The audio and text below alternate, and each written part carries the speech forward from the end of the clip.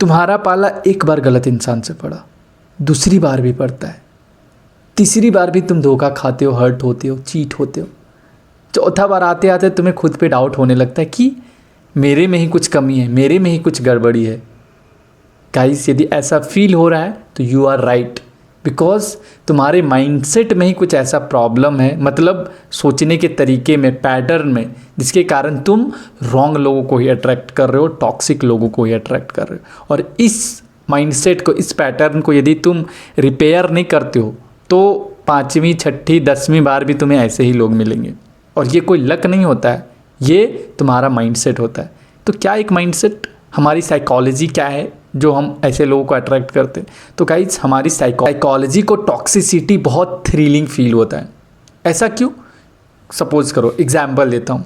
एक बंदा है, वो अपनी क्रश को कभी बहुत ज़्यादा अटेंशन देता है, कभी 2-3 दिन के लिए इग्नोर करता है, 4 दिन के लिए इग्नोर करता है, कभी बहुत ज़्यादा उसे रिस्पेक्ट दे रहा है, कभी अवॉइड कर रहा है, उससे झगड़ा कर रहा है, गाली गलौज कर रहा है, मारपीट कर रहा है, कभी उसको लेके ऑब्सेस्ड है, कभी उसे अवॉइड कर रहा है।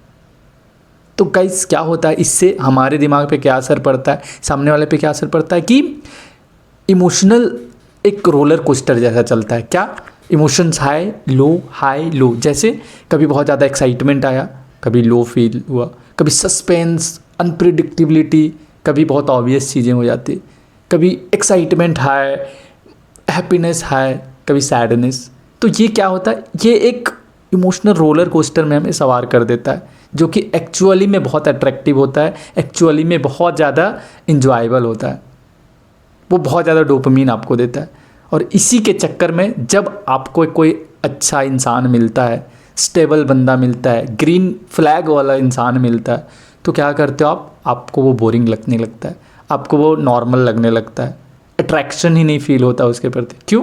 क्योंकि आपको इंटेंसिटी की आदत हो गई है, high low emotional roller coaster में सवार करने के आप आदी हो गए, जो कि आप ही के लिए सबसे ज़्यादा डेंजरस साबित होता है। क्योंकि ये प्यार नहीं होता, ये एक फ़न वाला एलिमेंट है, और प्यार और फन में डिफ्रेंशिएट करना आपको बहुत ज़्यादा ज़रूरी है। एक स्टेबल, एक पीसफुल इंसान से ही आपको प्यार हो सकता है, और वो लंबा चलेगा और आपके हेल्थ के लिए, आपके लाइफ के लिए सही है।